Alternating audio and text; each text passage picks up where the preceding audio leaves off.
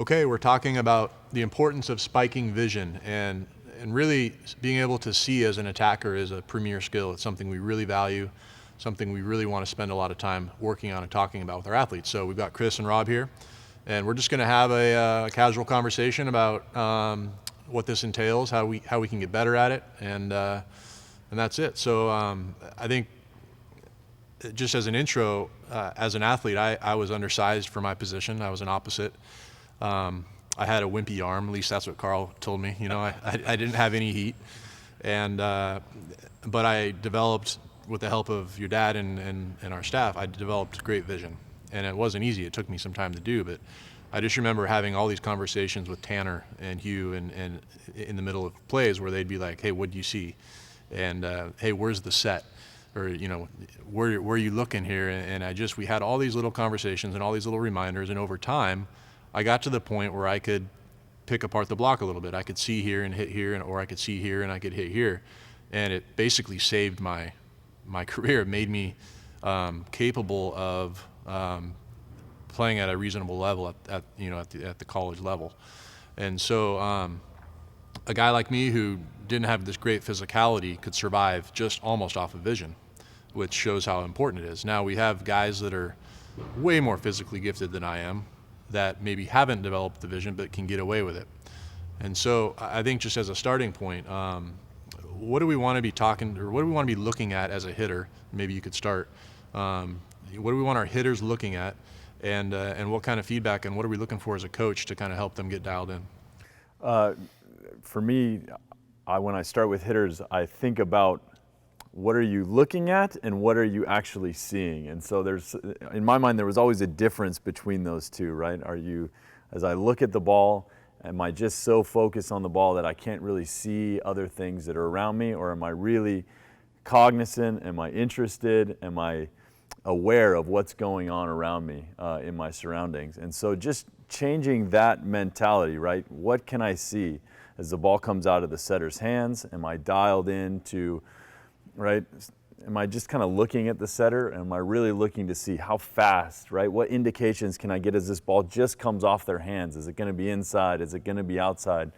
You know, almost reading the setter in the same way that a blocker might be wanting to read the setter, so that I can really make some initial adjustments with my approach, and so that I can arrive at the ball in a way that's really going to be beneficial for me to do everything I want to do as an attacker. I remember when we were coaching together at BYU, and my dad kind of undertook this big project of what makes great hitters great, and he did a bunch of interviews with some really high-level athletes all over the world, and so we kind of tried to take that into the gym. And one of the first things we said was, before the play even happens, what do you know about the way the defense is going to try and stop you? And so that was one of the things that great hitters knew. They knew, here are where my opportunities are going to be, because I know who is blocking me and I know how they want to block me. You know, this person's in front of me and they like to do this, and there's that middle that likes to chase the set, and so they're more likely to be late. And so here are where my opportunities against this block are going to be. Or here's, you know, Max Holt's going to be in front of me, man, I better, you know, make sure that I'm going away from him. Or here's where a weaker blocker might be, and here are the opportunities that I have based on the kind of block that's going to happen. And then also, you guys talked a little bit about, you know, hey, where can I hit some shots? Where can I push some shots? Where can I roll some shots? They have that sense too. They know what the backcourt looks like. Here's a setter that's in the back row that, if worse comes to worse, that's who I can give it to. There's a front row outside hitter that's going to cheat under the block when they defend me, so tips can't fall there, but they might fall here. And so they really have a good sense before the play even happens about, this is the kind of defense that I'm going to be facing. Here are my opportunities. And then Rob talked about it really well. You know, what do you see as the ball's coming out of the setter's hands? And one of the things we talked about was the fact that the opposing middle and our setter are quite often very close together when the ball gets set. And so we have an opportunity, because we're watching the ball and the setter, to see not only the ball come out, but that middle's reaction to that ball. Do they jump with our middle? Have they gone the other way? Have they started to come with us? And so that was one of the things we really early on started with our guys, is we would have our middles do all sorts of different things. Jump, go that way, come this way, do some things. And we'd ask them, what did the middle do when that ball got set? What did the middle do? What did the middle do? So they actually had to have some consciousness about, hey, this middle did something. And so now that I've got some information about the middle, now that the ball starts to come over here, now I can start to pick up what this outside blocker is doing as well. And so just kind of doing some of those sorts of things, having this initial idea, getting a good early look at the middle. I thought those were pretty effective ideas for our guys as they started thinking about having some vision. And just the fact that we were talking about it and addressing it, I think started to change their way of thinking about things as well. That was the biggest thing for me, just talking about it. And a coach coming up to me and saying, what did you see on that one? Did you see that hole? Because you didn't hit it there. And so if we were going to put some little keys on what you just said, it would be, and what Rob said, it'd be find, see the setter, pick up some little things. And as we're going up to take a rip and we're trying to make a decision, what do we need to see? We need to see two blockers, really. We need to see space. Maybe even the highest level guys could see some back row stuff. So I think if you're really good at this skill, you're picking up an enormous amount of information.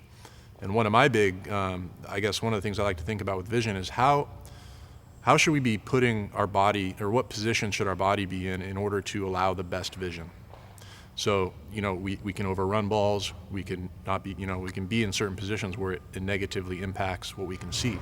So, Chris, what's your take on, a little bit of broad jump or, too much broad jump? How does that impact vision, and what's the optimal approach and position that we should be in to increase vision? Yeah, it's funny you should mention that, because this whole time I was thinking, I'd started out playing volleyball outdoors in the sand.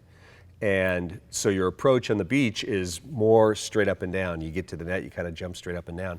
And so I remember trying to transition to the indoor game, and I couldn't see anything because I'd kind of get close and I'd jump straight up. And so your head is up and you don't get a really good look at things. And so I think it's really one of the critically important parts of being a good hitter is that slow initial approach. And just slowing down steps 1 and 2, and then taking this big step close. And Ron Larson likes to say, get your feet to the ball. And we talk about that as coaches really all the time. But, hey, I'm going to go slow early, and then I'm going to take a good step close so that I get myself in this position to attack the ball with range all over the place. But going slow and small early kind of keeps me behind the play a little bit. And, it's so much easier if, there's a little bit of broad jump. If I can jump to this ball as opposed to straight up to this ball, it really helps, just in terms of my vision. My head isn't straight up looking. I get a little bit better view of everything that's happening there. And so for me, that's the best place to start, is just in the initial stages of the approach. How big are my steps? How slow are my steps? If they can be small and slow, I think it really creates an advantageous situation for almost everything that happens in the approach, but for sure the things that I'm able to see. And Rob, one of the interesting things with our men's team is, and I don't know if this is what you found this summer, but last quad we paid pretty close attention to back row efficiency versus front row efficiency, and in most cases, our attackers hit for a higher efficiency out of the back row. So our outside hitters hit for a much higher efficiency out of the BIC, and our opposites hit for a much higher efficiency, not much, but a higher efficiency on the D ball versus the front row red. And to me, that has something to do with vision and space. So you want to expand on that a little bit? Absolutely, and I think this ties in, to younger levels as well, right? Keeping the ball off the net and having players start slow and get bigger, it allows the game to happen out in front of me where I can see what's going on. And so even our front row guys, we wanted to make sure that we were bringing them back 3-4 feet off the net. Our back row guys, and it just allowed the game to happen out in front of them. The rhythm of the approach, getting outside and being able to approach at an angle, keeping the setter and kind of all the play, dialing in the setter and the middle blocker, that stuff out in front of me allows you to really see, take advantage of some of those early cues, get yourself to the ball in the right position, and then being back away from the net, you're a little bit further away from the blockers, and so I can see some hands and I can see some angles in some of the shots that maybe I need to hit.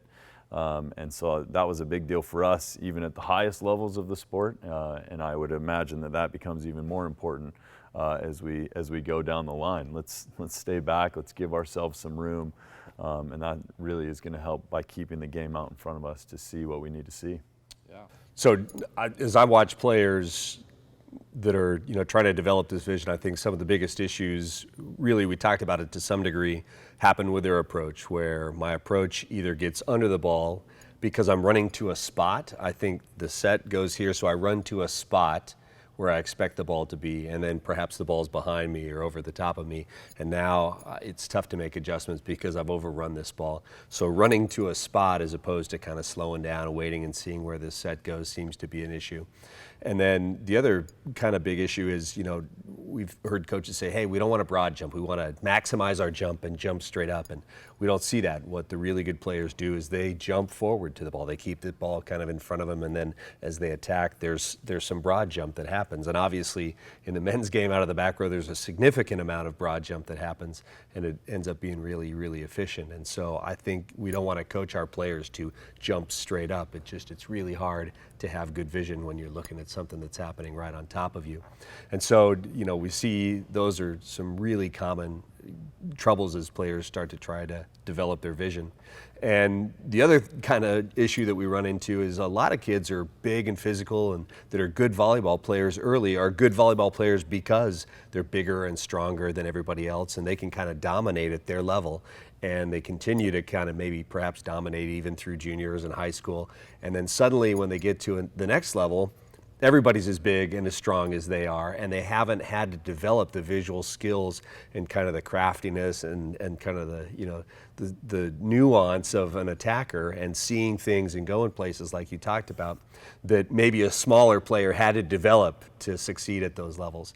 And so, one of the things I think as coaches we fall into is that kid's big and strong and they can just beat it. We're just going to go let them beat it.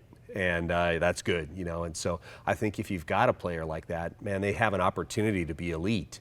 But in order to be elite, we got to help them see these things. And so the question you talked about, what do you see? What do you see? What do you see? Yeah, go beat it, but I want you to make sure that you're seeing the right things all along the way and help them at least have that cognition that recognize the fact that I do need to see what's going on and I do want to stay back and I do need good mechanics, and all of those things are going to help me eventually when I do try to become a better, a higher level player.